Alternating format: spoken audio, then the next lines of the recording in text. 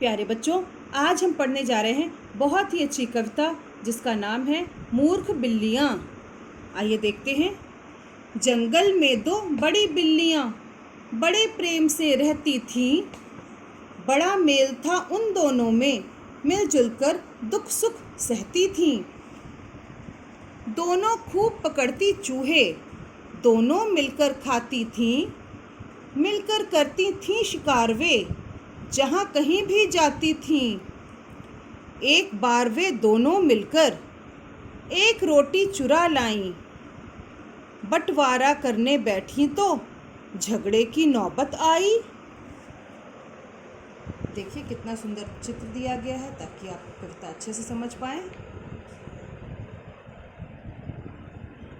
गुजर रहा था उसी राह से बंदर एक बड़ा मक्कार। मक्कार मतलब धोखेबाज। बोला झगड़ रही क्यों बहनों, रगड़ा झगड़ा है बेकार। लाओ मैं बंटवारा कर दूं, दोनों भाग बराबर कर दूं। तोल तराजू के पलड़ों में अच्छा न्याय तुम्हारा कर दूं। देखिए किस प्रकार यहाँ पर बंटवारा कर रहा है कि दोनों रोटियों को बराबर हिस्से में बांट दूंगा ताकि झगड़ा ना हो। लगा तोलने बंदर रोटी, जो हिस्सा भी भारी पाता उससे टुकड़ा तोड़ बड़ा सा बंदर खुद ही चट कर जाता। देखिए कितना चालाक है। रोटी बराबर करने के लिए जो टुकड़ा बड़ा पड़ता उसको तोड़ तोड़ कर खाता जाता। इसी तरह से चट कर डाली बंदर ने खुद रोटी सारी। मूर्ख बिल्लियां रही देखती, उनकी गई अक्ल सब मारी। तो दूसरे पर विश्वास किया और आपस में झगड़ा करने लगी और इस प्रकार बिल्लियों के हाथ में कुछ नहीं आया। चालाक बंदर पूरी रोटी खा गया और अब वो पछताती रही। आइए अभ्यास देखें। अभ्यास कार्य में शब्दार्थ: नौबत आना, स्थिति आ जाना, न्याय इंसाफ, चट कर जाना, खा जाना। पढ़िए, सोचिए और बताइए किन किन बातों से पता चलता है कि दोनों बिल्लियों में बड़ा प्रेम था। तो देखते हैं, यहाँ लिखी है ये लाइनें। दोनों खूब पकड़ती चूहें, दोनों मिलकर खाती थीं। मिलकर करती थी शिकार वे, जहाँ कहीं भी जाती थीं। इस प्रकार शिकार को साथ साथ करना, एक साथ कहीं पर भी आना जाना, ये बातें दिखाती हैं कि उन दोनों में बहुत ही मेल था। अगला प्रश्न है, बिल्लियों में किस बात को लेकर झगड़ा हुआ? हाँ, तो बिल्लियों को रोटी की बात को लेकर झगड़ा हुआ। ठीक है, रोटी की बात। देखो यहाँ पर लिखा है इस वाले में, एक बार वे दोनों मिलकर रोटी एक चुरा लाई। बंटवारा करने बैठी तो झगड़े की नौबत आई। रोटी के बंटवारे पर झगड़ा हुआ।